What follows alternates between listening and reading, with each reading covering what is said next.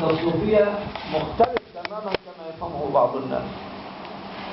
فمن عطل الشرع، فمن عطل النص عطل الشرع، ومن عطل الشرع عطل العقل، لأن العقل جزء من الاستدلالات. ومن اعتمد على العقل أشرك بالله، ومن عطل العقل عطل قدرة الله في الإنسان. فإذا القضية متوازية. لذلك لما دخل هذا التخلخل بالمفهوم ضرب التصوف، أو ضرب مفهوم التصوف. التصوف لم يضرب، مفاهيمه ثابتة، إنما المفهوم ضرب نتيجة ما دخله من عوار أي عيوب في مفاهيم كثير من الناس في مقصود التصوف. Jadi tasawuf itu bukanlah suatu kepahaman yang meninggalkan akal kecerdikan. Sebab dalam kaedah ulama bahawa kalau terbatalnya logik akal, maka terbatallah hukum akal. Kalau terbatalnya hukum syarak, maka terbatallah segi akliyah dia. Jadi seolah golongan sufi ini yang meninggalkan akal dia, maka sebenarnya dia menjadi tahmahan kepada golongan sufi yang tidak menggunakan akal dia dalam kehidupan dia. Seolah diberikan nama taslim kepada Allah Subhanahu Wa Taala. Itu bukan sufi yang sebenarnya. Golongan sufi adalah orang yang paling pandai mentadbir, kata Sidi Syekh. Tetapi mereka dalam masa mentadbir, dengan kecerdikan mereka, sebab dalam mazhab Hanafi mereka begitu menitik keberatkan mantik. Syafi'i dan Syafi'i juga menitik beratkan dengan ilmu mantik. Kemudian adanya tawazun dalam tasawuf itu, mana kata akliyah pun kena jaga dan juga syarak pun jaga. Yang penting dia mereka ini mentadbir, tetapi hati mereka itu tidak tertakluk kepada sabab, tetapi hati mereka itu tertakluk kepada Allah Subhanahu wa taala musabbib. لقد أصاب هذا العلم أي علم التصوف نتيجة دخول المستشرقين ومن لف لفهم في إفساد مفهوم التصوف وتحويل النبع المتدفق إلى ركود آثم.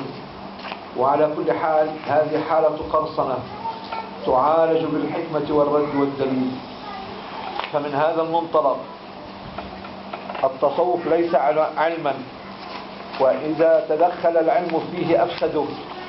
فالفساد العلوم والنظريات المزيفة الدخيلة على الدين، هذه الفلسفات والنظريات عندما تدخل على الوحي النبوي والألوهية تفسده.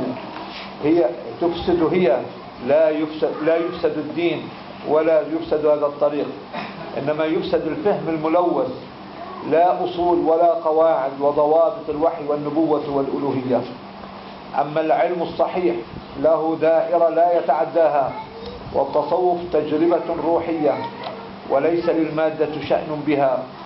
إن العلم أرض ومادة وحس، إن العلم أرضا ومادة وحس، والتصوف سماء وروح وذوق.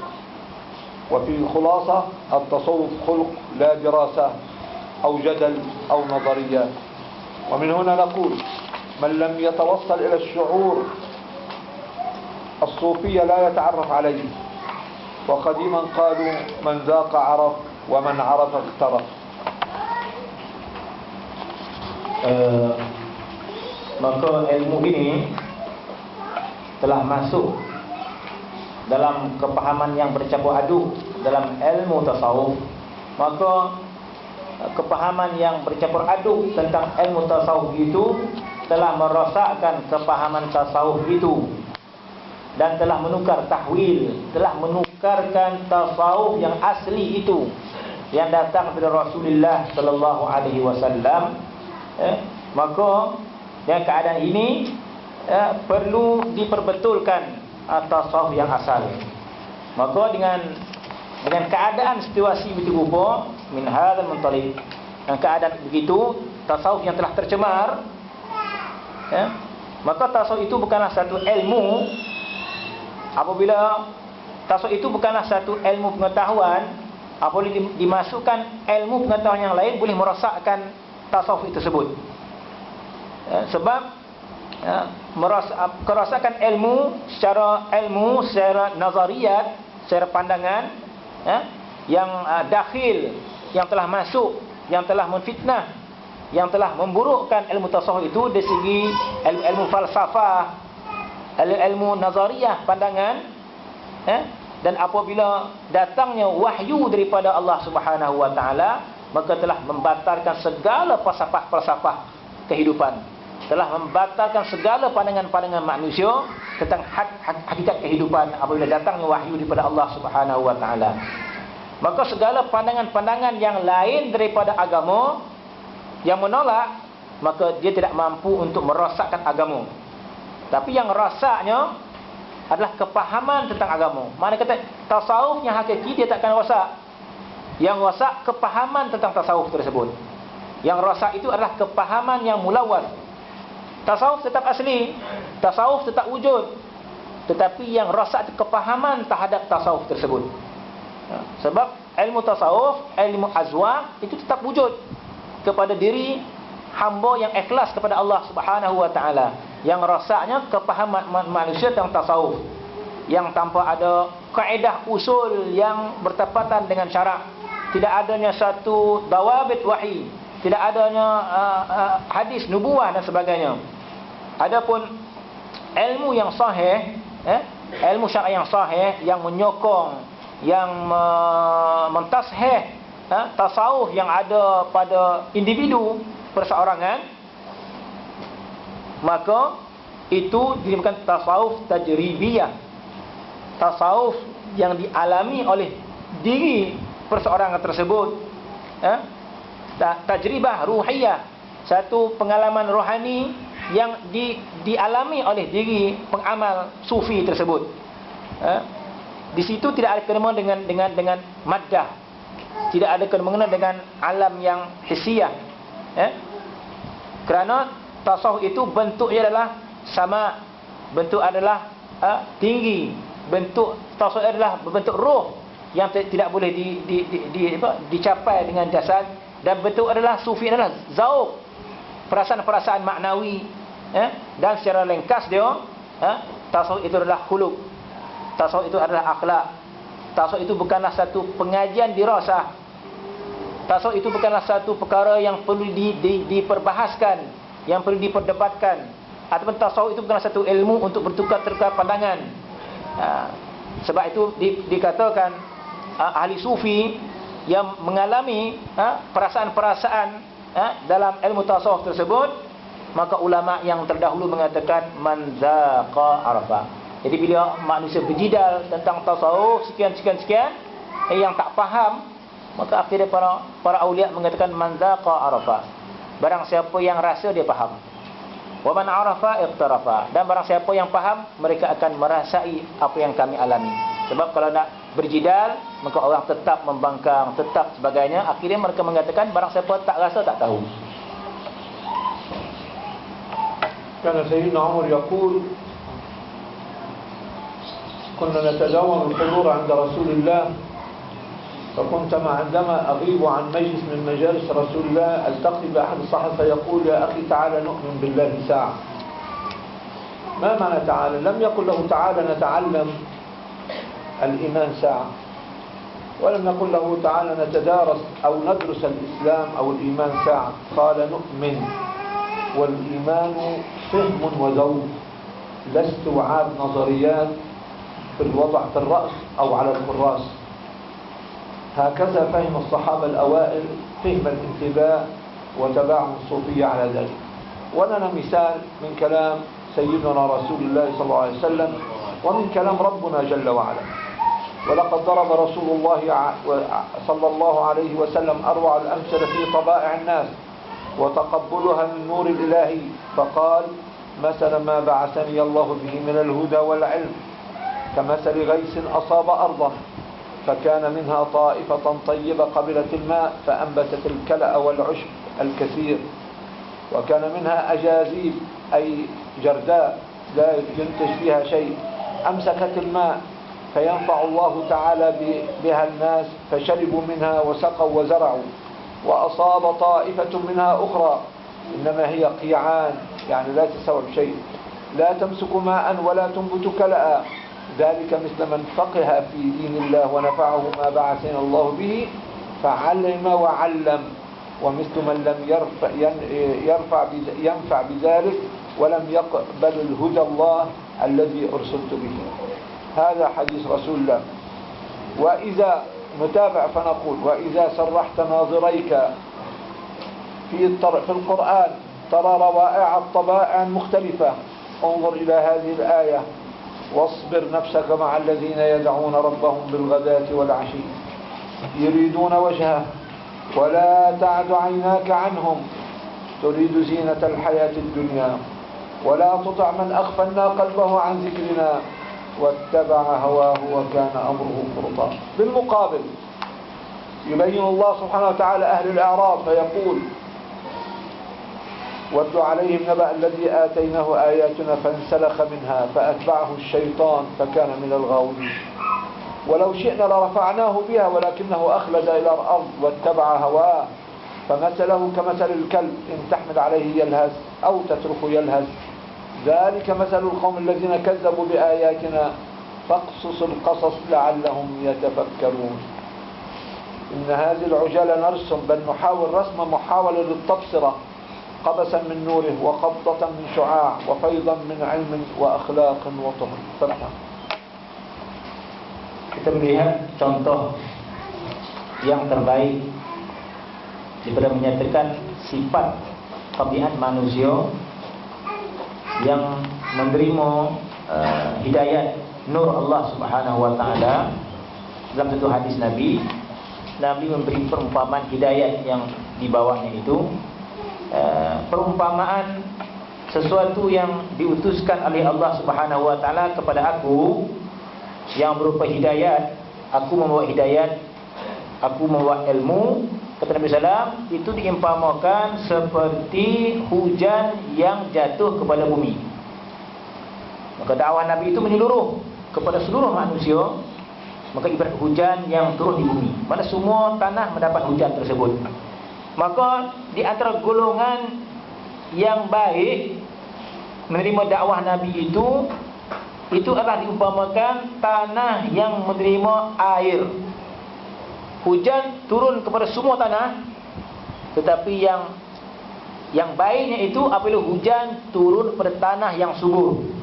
Itu ibarat orang mukmin yang menerima dakwah Nabi SAW. Kemudian tanah tersebut menumbuhkan pohon-pohon, menumbuhkan sayur-sayuran yang banyak. Dan di antaranya ada yang tanah yang kering pada asal dia. Tiba-tiba apabila datang hujan, maka Allah Subhanahu wa taala memberikan manfaat. Maka dia menahan air tersebut menjadi kolam, tetap menjadi manfaat. Airnya dapat ditakung, dapat diminum oleh manusia. Dan air yang ditakung tersebut boleh diminum dan boleh digunakan untuk pertanian. Dan kita melihat ada suatu golongan yang lain pula, ada satu tempat tanah yang kering kontam. Apabila turun hujan tidak boleh menampung air hujan. Dan dia juga, tanah tersebut juga tidak boleh menumbuhkan tumbuh-tumbuhan tanaman.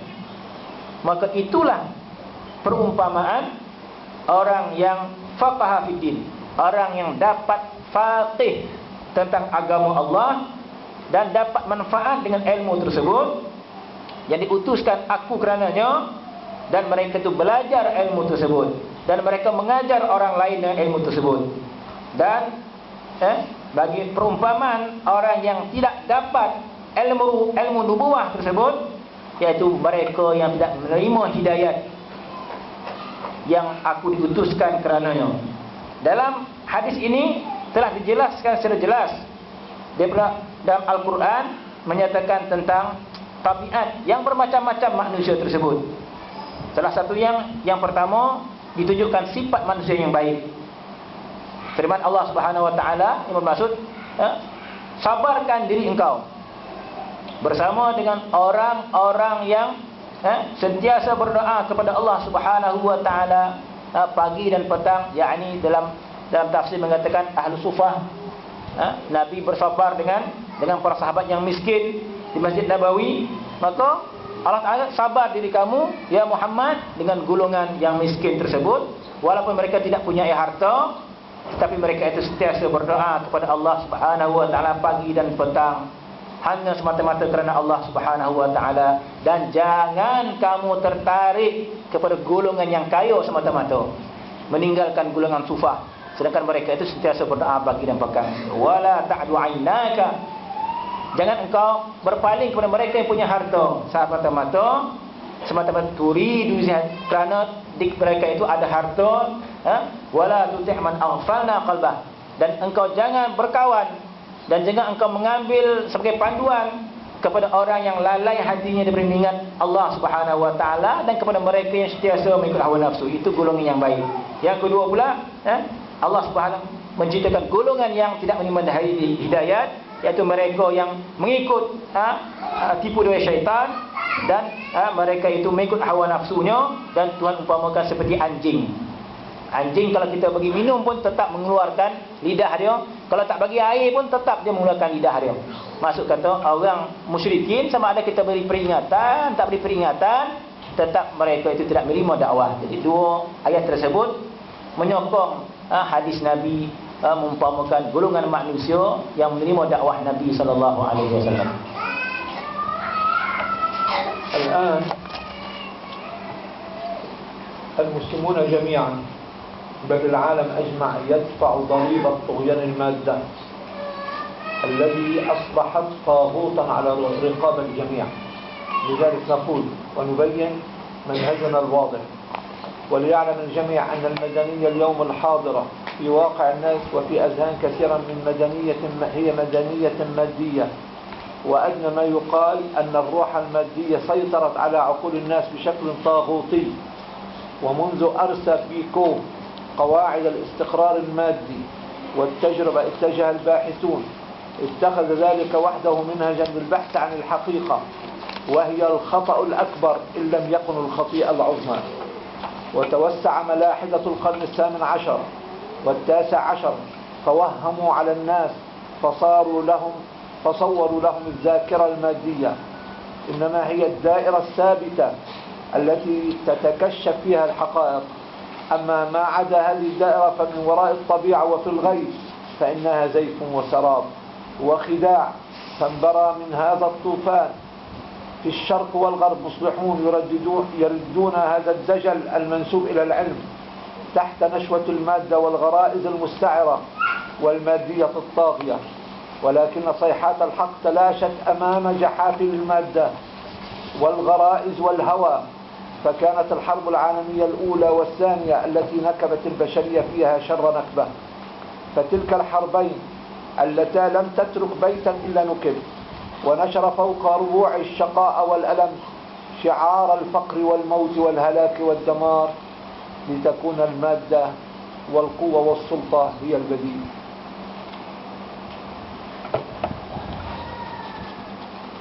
Sebagai untuk pengetahuan pada semua, sebenarnya keadaan masyarakat, kemajuan masyarakat sekarang ini, masyarakat yang moden sekarang ini telah menguasai pemikiran manusia itu. Manusia kebanyakan itu adalah kemajuan dari segi kebendaan, telah meresap, telah merasuk kepada masyarakat itu tentang kebendaan dalam pemikiran mereka, dan paling kurang pun apa yang diperkatakan itu yaitu dengan arti kata lain semangat madiyah, semangat kebendaan yang ada pada kebanyakan manusia itu telah menguasai pemikiran manusia.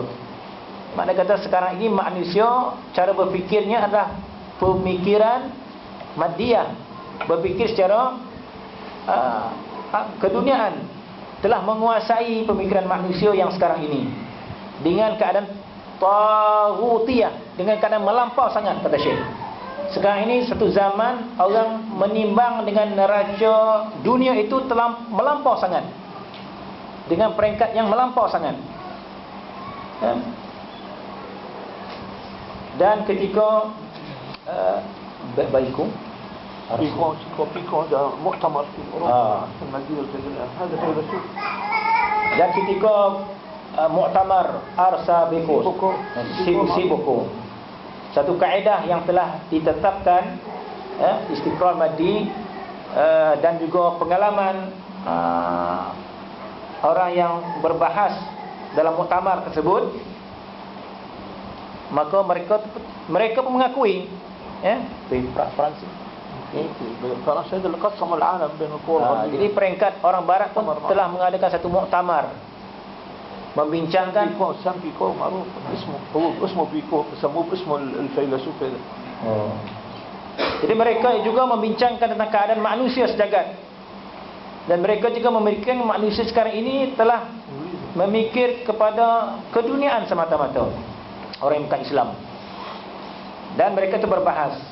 Dan akhirnya mereka menetapkan satu kaedah minhaj untuk mencari apakah hakikat sebenarnya, dan mereka mengkaji apakah kesalahan yang besar, ataupun kalaulah tidak salah yang besar,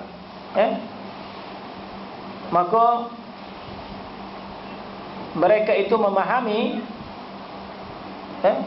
dan akhirnya mereka mendapat keputusan bahawa manusia itu hanya mementingkan kebendaan semata-mata. Kemudian yang kedua, kita dapat pasti bahawa hakikat sebenarnya, selain daripada perkara yang disebut tadi, manusia telah dikuasai dengan kebendaan, sehingga berlakunya kekacauan dalam masyarakat, keruntuhan. Maka inilah punca, kata mereka, semangat kebendaan ini yang ada pada manusia. Maka perkara ini yang mendatangkan penipuan dalam kehidupan, keruntuhan, saraf, khidah, penipuan, dan berbagai-bagai ribut taufan, kejahatan yang melanda dalam masyarakat, sama ada di timur dan barat. Maka ini disebabkan hatta kepada orang yang punya ilmu sekalipun, semata-mata ini berpunca daripada sifat kebendaan yang ada pada manusia tersebut. Bahkan maddiyah taghiyah, mana semangat kebendaan yang melampau kepada manusia. Tetapi seruan kebenaran tetap mengembalikan manusia kepada hakikat kebenaran. Maka disinilah perperangan berlaku di kalangan manusia. Berlakunya peperangan alam yang pertama, itu berlakunya peperangan dunia pertama, berlakunya peperangan dunia kedua. Semua itu adalah disebabkan perebutan kekayaan dunia. Maka kedua-dua peperangan tersebut telah menghancurkan alam ini, menghancurkan negeri, dan telah membinasakan sekian peratus alam ini dengan peperangan. Matlamat ada satu, kebendaan, mengejar kebendaan, dan boleh akhirnya mendatangkan natijah yang berlaku dalam dunia kita. Kita melihat orang yang menjadi power kerana masyarakat telah menghadapi kematian, kemusnahan dan sebagainya.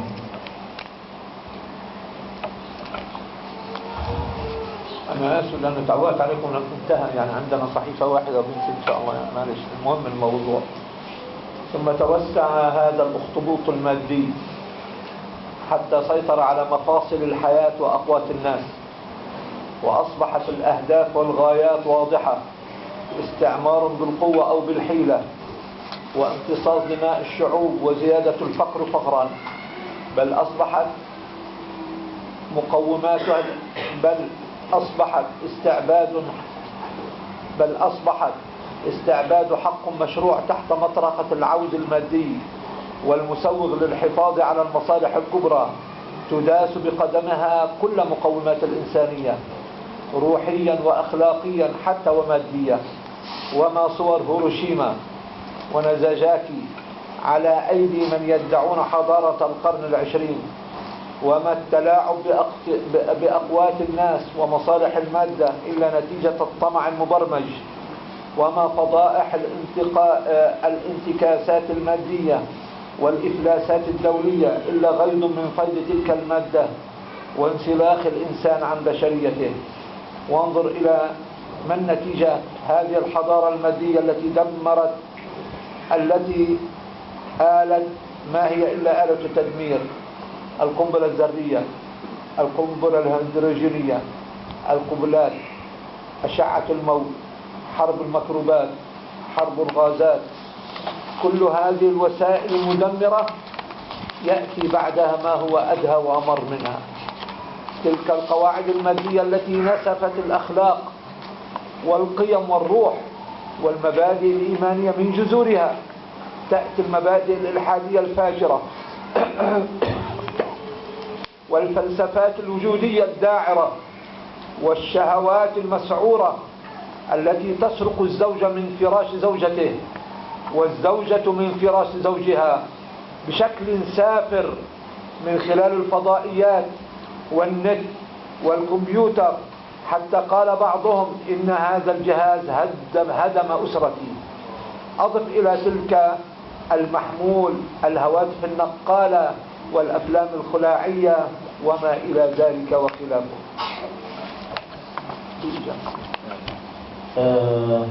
Dengan punca hadiah tadi, kita melihat dunia telah membawa kepada kehancuran, perperangan, Hiroshima dan sebagainya. Dan natijah pada kebendaan manusia tadi kepada kemajuan alat peperangan dan mencipta berbagai-bagai jenis bom, dia sebut 1, 2, 3, 4, 5 bom. Kemudian dan setiap alat yang boleh membinasakan negara itu, dan juga adanya sampai peringkat alam sekarang ini telah membawa kepada pendedahan kepada alat-alat lucah kepada dunia, telah boleh diperoleh secara mudah dan boleh dicuri. Gambar boleh dicuri daripada dalam bilik pun dapat ditangkap. Hubungan suami isteri dalam bilik pun boleh tersebar keluar dengan melalui internet. Bahkan alat-alat tersebut boleh tersebar sampai ke handphone sekalipun. Orang boleh tengok, yang boleh membinasakan masyarakat, terutama masyarakat Islam. تلك هي المدنية الحاضرة، المادية الراهنة، حضارة الشهوات والماديات الشيطانية والاستغلالات والاستباحة الأطماع وسقوط الإنسان وقيمته أمام المادة. فقد ديست بلاد وكرامات بلا حساب بالأقدام، وتزلزلت عروش وحكومات، وسقطت كرامات للناس أمام قبضة المال المستعر المتغطرس المستعمل بكل وسائل المستعمل بكل وسائل القوة، من اجتياح العراق إلى امتلاك